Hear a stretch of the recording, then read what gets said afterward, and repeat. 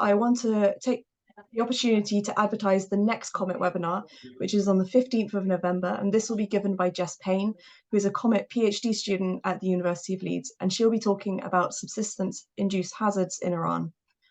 Today's speaker is Nicholas Castro-Perdomo, who is a second-year PhD student at Indiana University, where he works with Professor Kai Johnson, and his research involves geodetic data analysis and earthquake cycle deformation modeling.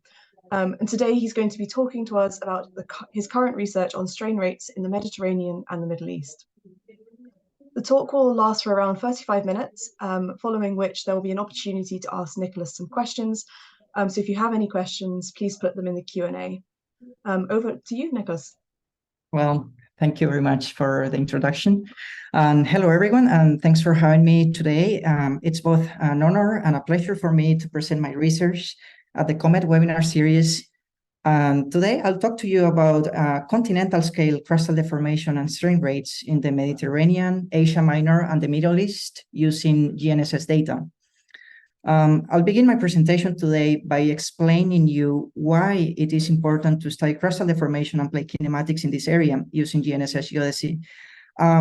So we know that earthquakes release elastic strain that has been accumulating during the interseismic period, making present-day strain rates a crucial factor for estimating future earthquake hazards. Moreover, GNSS measurements allow us to estimate fault kinematic parameters, which can be used to inform earthquake hazard models. Among these parameters, we have fault slip rates, which is basically how fast are geological faults moving. We can also estimate slip deficit rates and fault coupling, which tell us how much elastic strain accumulation there is on the faults. And we can also estimate strain rates, which are related to velocity gradients. And they tell us about elastic energy buildup on faults. Now, earth materials can be deformed either by shearing them or dilating them, as you can see here in the figures. A more formal definition is given here in this slide, where I present the definition of the two-dimensional strain rate tensor. So if we are given a set of GNSS velocities V, then we can define the two-dimensional strain rate tensor as follows. So each one of the components of the strain rate tensor will be computed using this expression here, which depends on the spatial gradients of the velocities. We can also define the maximum shear strain rate and dilatation rates as follows. So the maximum shear strain rate is just a representation of the magnitude of the strain rate tensor and is given by this expression. And we can also estimate the dilatation rate, which is given by the trace of the strain rate tensor. In the literature, it's commonly seen that researchers express the second invariant of the strain rate tensor, which is defined as follows. It's basically a way to represent the magnitude of the strain rate tensor. Now, the primary objective and motivation of my research is to compile a large-scale crustal deformation velocity field for the Mediterranean, Asia Minor, and the Middle East, improving previous regional strain rate maps, and updating the kinematic model for the entire region, estimating fault slip rates, coupling coefficient, and Euler poles. Now, moving on to the tectonic setting, the Mediterranean and the Middle East is a natural laboratory to investigate plate kinematics and crustal deformation. And this is because of the complex interaction involving multiple plates and microplates as well. But the general idea here and the tectonics is dominated by the collision between Africa, Arabia with Eurasia, and the escape tectonics of Anatolia, as you can see here. So basically, Anatolia is squeezed between Arabia and Eurasia and is escaping towards the west, and is actually accelerating its motion towards the Hellenic arc in this area here. But we also have some subplates or some microplates, such as Iberia here, the Adria plate, and the Sinai plate as well. In this figure here, I'm showing that this area is very complex. We have all possible plate boundaries in this area. We have convergent motions in the Caucasus, in the Zagros, in the Macron subduction zone, and the Hellenic and Cyprian arc in this area represented in blue. Now in green, we have the North Anatolian fault, the East Anatolian fault, the Dead Sea Transfer fault, and the Owens fracture zone, which exhibit transfer motion. And then we also have some extensional features in red. We have the Red Sea fault, the Red Sea here. We have the Gulf of Aden, the Gulf of Corinth here, and the western area of Anatolia, which is undergoing extension. Now moving on to the seismicity. This figure here shows the ISC catalog for earthquakes with magnitudes greater than 4. And in general, we see that the seismicity is dominated by shallow crustal events, as you can see here. But in some areas, we have intermediate depth earthquakes, such as along the Hellenic arc and Cyprus arc here in this area. And we have very few areas where we actually have very deep earthquakes, such as here in the Calabrian arc, where the seismicity goes all the way down to 500 kilometers. And as well as here, there were some very deep events in the Alboran Sea. Now, this area is also very important to study because we had recent earthquakes this year, actually, in Turkey and Syria in February, with magnitude 7.8, 7.7, the earthquake doublet in Turkey and Syria. And we also, just a few months ago, we had the Morocco earthquake in September with a magnitude of 6.8. And these earthquakes caused several casualties and significant damage in this area. I would like to show also the focal mechanisms for the earthquakes reported here in this area. So we have reverse faulting along the Hellenic arc and also in the Cyprus arc. We also have reverse faulting in the Caucasus, in the Northern Alps, and also here in the Tel Atlas in northern Algeria. We have extension and normal faulting here in the Apennines, in the Aegean area, and also in Western Anatolia and Western and Central Anatolia, as you can see here. And finally, we also have strike-slip earthquakes occurring along the North Anatolian fault, the East Anatolian fault, and the Dead Sea Transfer fault. Now, this is the processing strategy that I follow for my velocity field combination, the strain rate estimation, and the block model. So first, I collected data from 27 published GNSS velocity fields. I format them into the same format, basically. I express them in the same format. And then I coded a program to do an automatic filtering and combination of the velocity field. Then I align these velocity fields with respect to international reference frame, terrestrial reference frame. And I also use Euler poles to perform rotations of these velocity fields. After filtering and combining the velocities, I estimated strain rates using an elastic body force method, which uses weighted least squares to estimate velocities and strain rates at the centroids of triangular mesh, as I will explain later.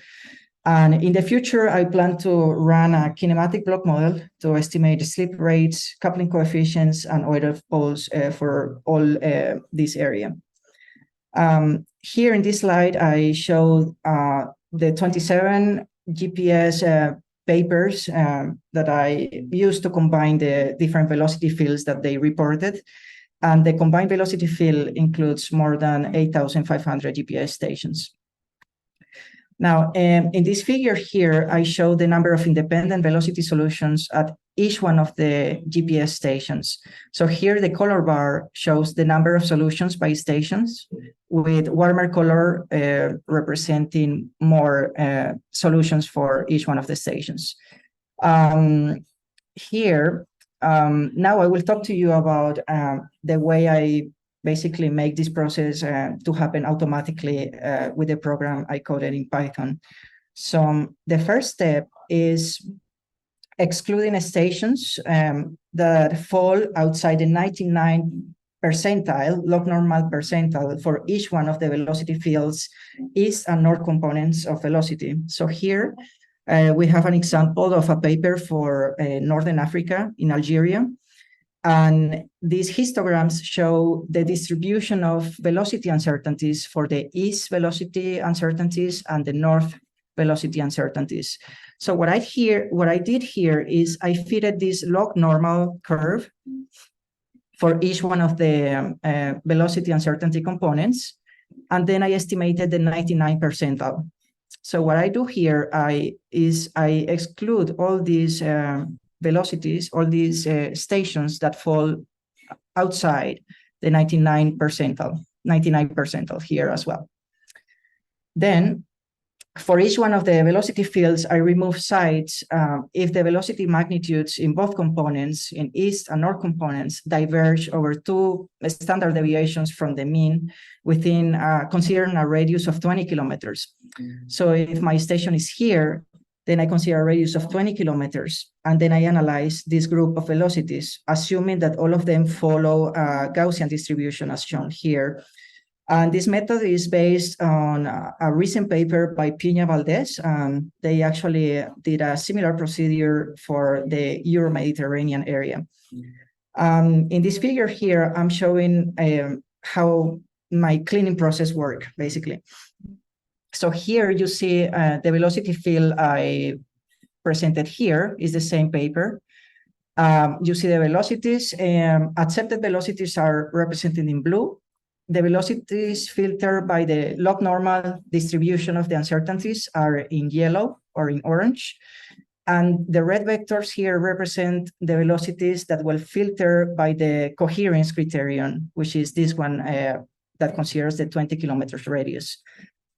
And then finally, I estimated the median velocities and uncertainties for groups of stations that fall within 1 kilometer radius, because different papers publish the velocity fields and more specifically the coordinates with different numbers of decimal places. So to avoid duplicates of like the same stations, then I just merge them into the same site, considering the coordinate of the station here. So if we have a station here given by this red triangle, we will have some velocities that are accepted based on the lower and upper interquartile range, as you see here. So basically, this is a way to avoid introducing noise or bad solutions into the velocity combination. And now, in the following slides, I will show the velocity fields in different reference frame. So in this slide, I'm showing the velocity field in a Eurasia fixed reference frame. Here you can see Anatolia.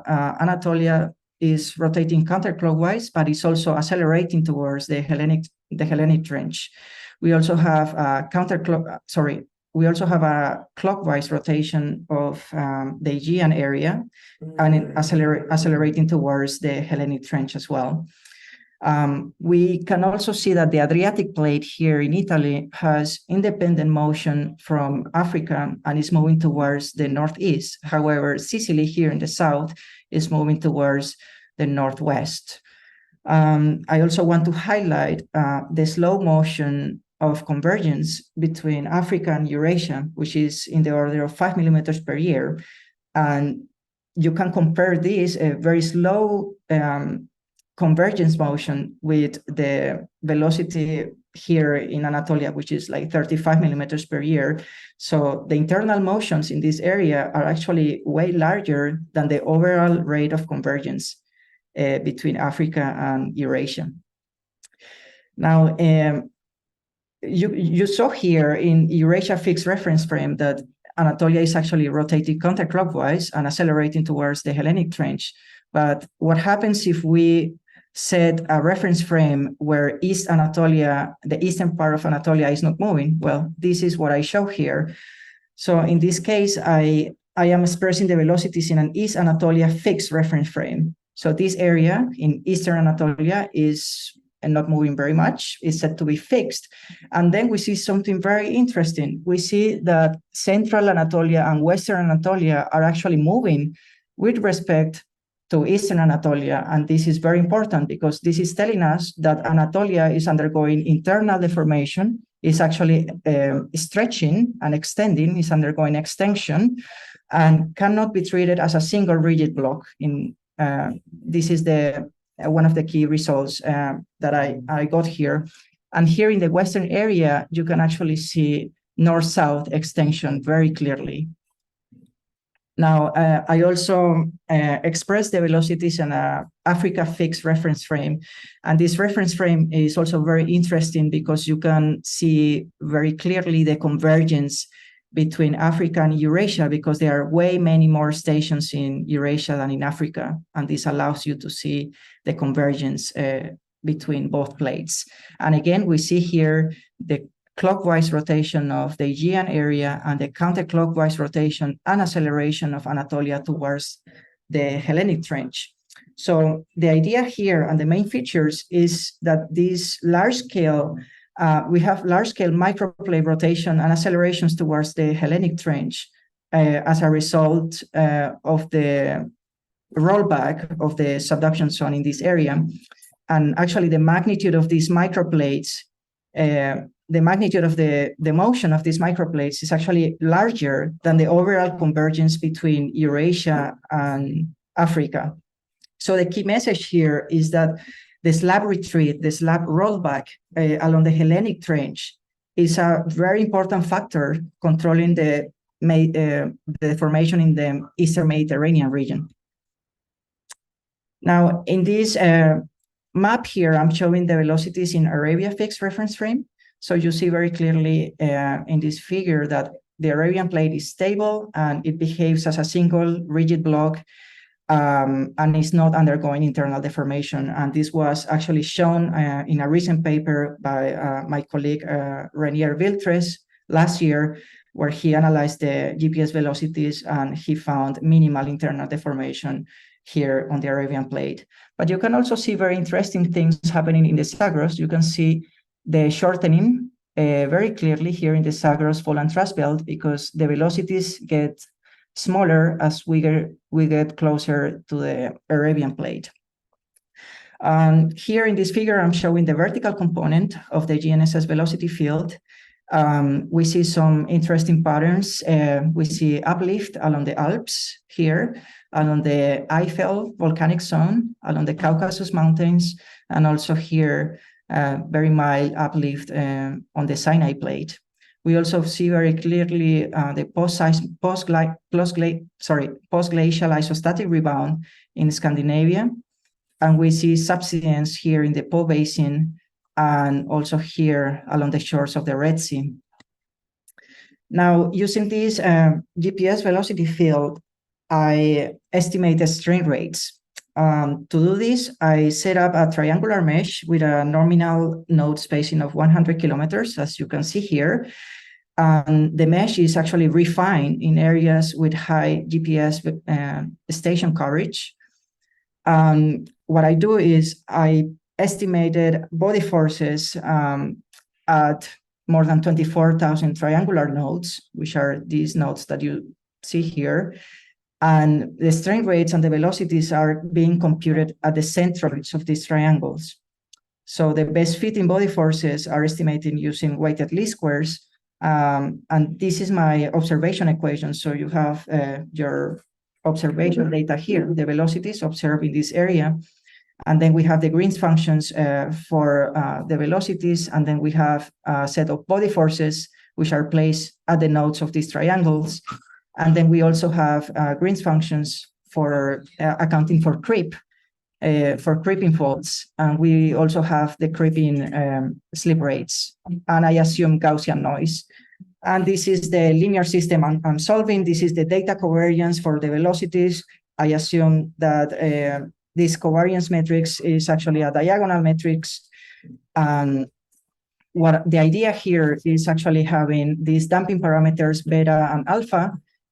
So they basically will tell us how much weight we want to put into actually fitting the velocity field but also minimizing the body forces on the triangular nodes. Now, in this figure here, I'm showing the maximum shear strain rate. And as you can see, the main features here are the high shear strain rates along the North Anatolian Fault and the East Anatolian Faults. And we also have moderate strain rates along the Zagros, the Caucasus Mountains, and also the Dead Sea Fault here. However, the highest shear strain rates are actually in the Gulf of Corinth, when we have more or less 1.5 centimeters per year of extension. Now, here I'm showing the dilatation rates in microstrain per year, and we see very interesting patterns as well. So, well, the most clear one is, of course, the positive dilatation rates along the Red Sea Rift here, also positive dilatation along the pull-apart basins, along the Red Sea, along the Dead Sea, and also an alternation between positive and negative dilatation along the North and East Anatolian faults. We also see very clearly extension here in the Apennines, in the Gulf of Corinth, and also here in this Aegean region and Western Anatolia undergoing significant extension. We also have compression here in the Eastern Alps, in the Zagros Fault and Thrust Belt, in the Caucasus, and also here in the subduction zone, in the Macran subduction zone. And we can also see extension here in the Vesuvius and Etna volcanoes in Italy. So yeah, the ongoing work, I'm currently working on a continental scale kinematic block model for the Middle East, the Mediterranean, and Asia Minor. I will estimate updated versions of the Euler poles for all the plates in these areas. I will estimate slip rates and coupling. And I will also make my Python script to filter, combine, and rotate GPS velocity fields together with the paper. This code is able to filter more than 2,000 independent velocity solutions in only 30 seconds, and it performs the combination in parallel. And it only takes 7 minutes to combine more than 8,500 stations velocity in 6 different reference frames. So thank you very much for your attention, and I really look forward to answering any questions you may have. Thank you.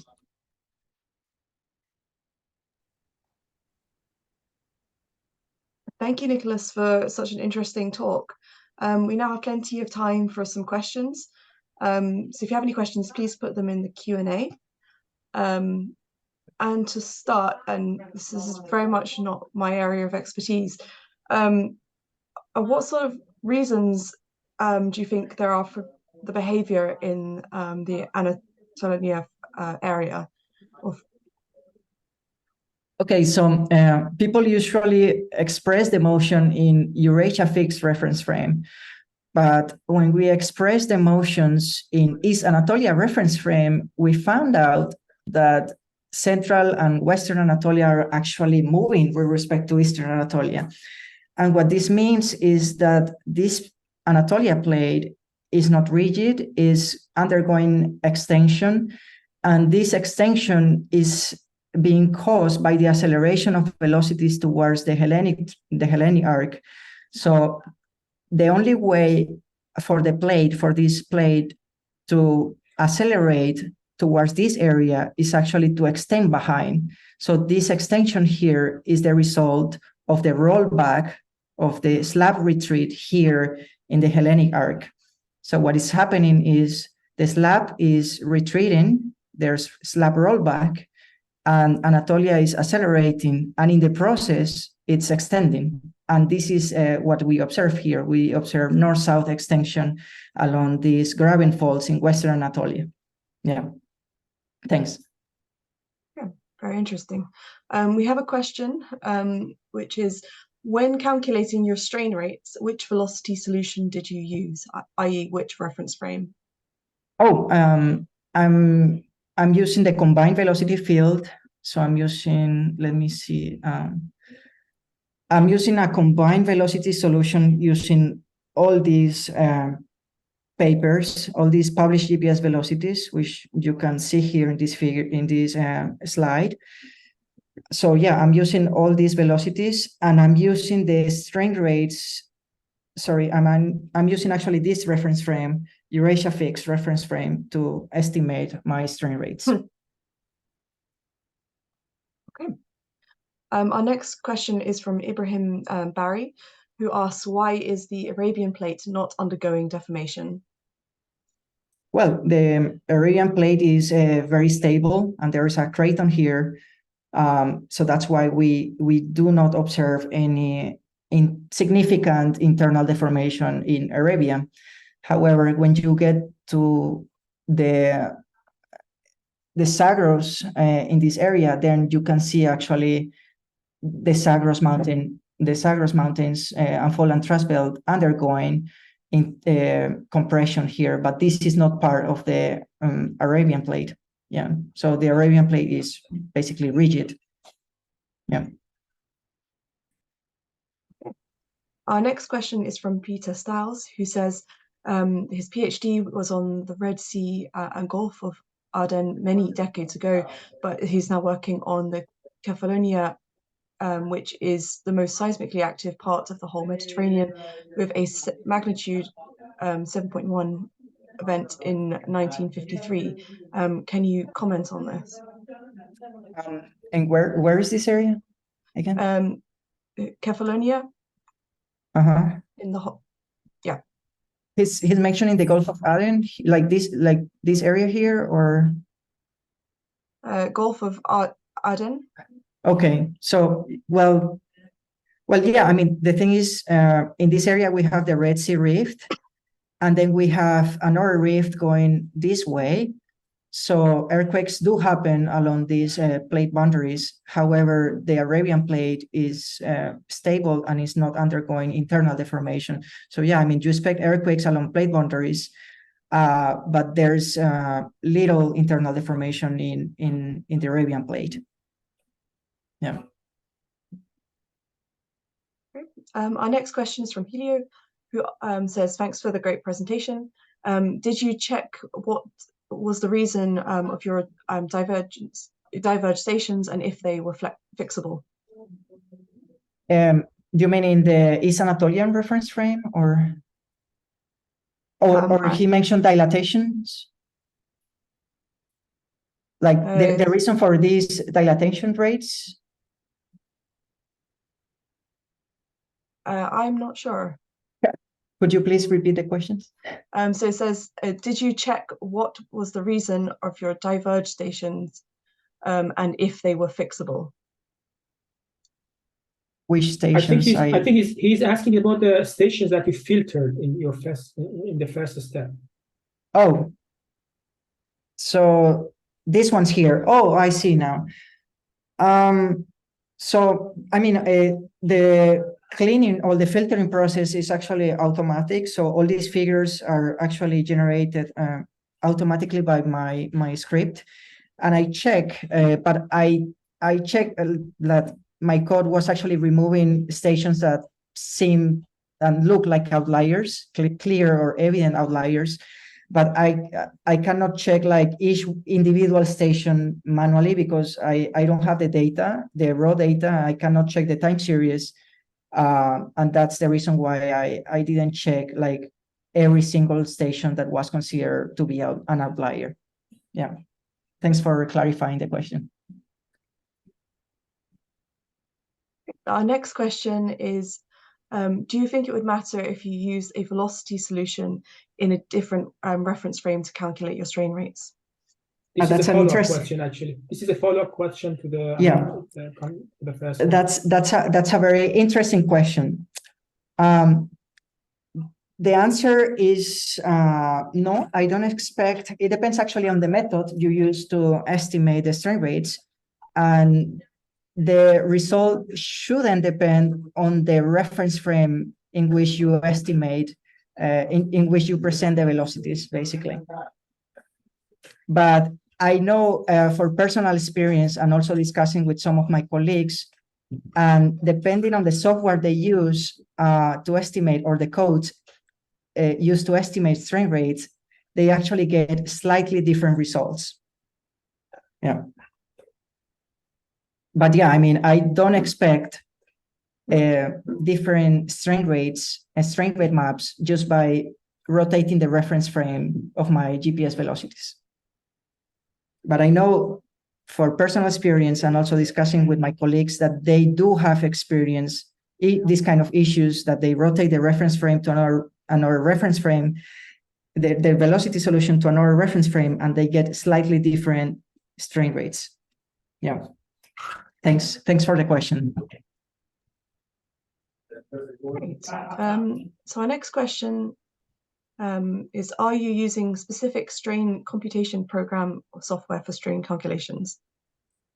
I'm using a code, a new method that was actually proposed by my supervisor, and he submitted the paper to JGR and is currently in review.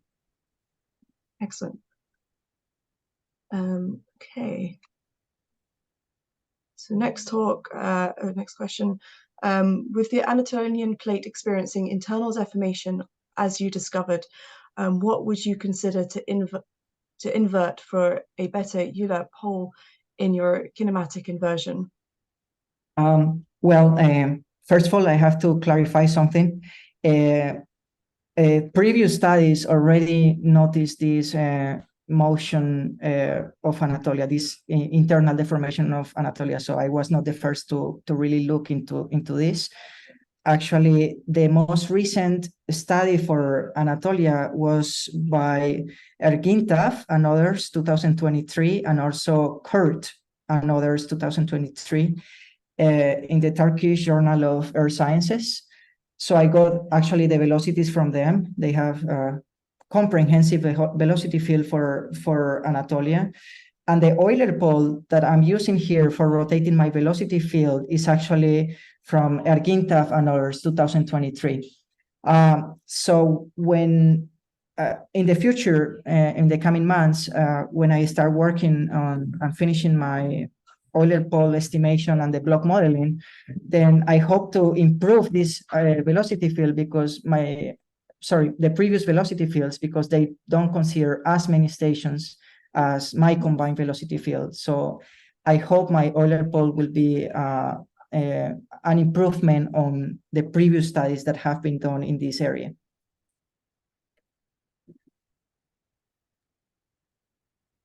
Great. So the next question is, if you were to use a block model to model Anatolia, each block being rigid, do you have a sense of, firstly, how many blocks would be needed, and secondly, would existing faults justify such a rigid model with many blocks? That's a very good question, actually. Using block models when you have distributed deformation or when you have actually internal deformation is a complicated task. In my case, I will use the block geometries by Brendan Mead and one of his collaborators. They published a paper on a global block model, and I will use their block geometries. Basically, I won't change the block geometries when defining my plates, basically the rigid plates in this area. So I will use Brendan Mead's fault geometries for my blocks. Yeah. Fantastic. So we have a follow-up question to the previous one, which says, microblocks with a smaller number of stations like Sinai, is it harder to get a robust pole with the fact that the stations are only located in the eastern side of the area? Well, one of the complications for estimating an Euler pole for Sinai plate is the geometry of the plate itself. So you see that the Sinai plate is actually, where we have GPS velocities is actually an elongated plate here. And this causes some issues actually when estimating the uncertainties for the Euler pole. So one of the components of the Euler pole will have a larger uncertainty than the other, but this is due to the spatial nature of the GPS velocities in this area. But there are many Euler poles proposed for at least for the southern part of the Sinai plate, and all of them are very reliable. I know, like for instance, Yariv Hamiel and his collaborators in Israel, they have derived Euler poles many times actually for the Sinai plate without any issues. But of course, one of the components of the Euler vector will have larger uncertainties, and this is due to the elongated nature of the plate.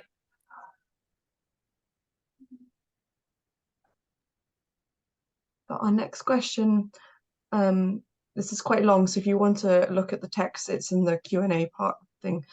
You mentioned that you plan to build a kinematic block model using your GNSS observation. I see that the velocity contrast is enough along the NAF to trace a block boundary, but I wonder how would you try to solve block boundaries that account for the internal deformation you're observing with a fixed Anatolian reference frame?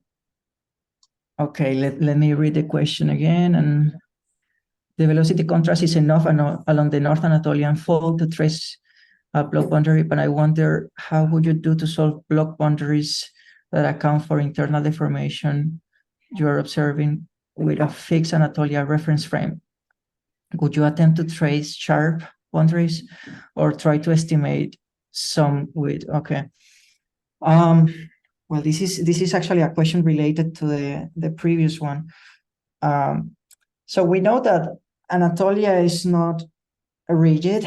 We know it's undergoing extinction, and block models don't perform very well when you have internal deformation, but you can account for them. I mean, you can assign a single strain. Yeah, you can assign strain rates to your blocks. So I think it's possible to account for internal deformation using block models by assigning a single uniform strain rate to the entire block. But I don't know, I'm not very sure if this will be an option to take into account for Anatolia. Another solution would be not using block models at all, but actually taking into account the fault geometries in this area and then estimating slip deficit rates, accounting for off-fault deformation, but this will be really complicated for the entire area. So a block model will be my first approach, trying to implement or to include or assign a single strain rate value for each one of the blocks. The problem with this approach is that at the end, you end up with 1,000 blocks, each one including 2 or 3 GPS velocities, and this is not the idea here. This is not the idea with block modeling, because afterwards, the blocks completely lose tectonic interpretation, and I want to avoid that.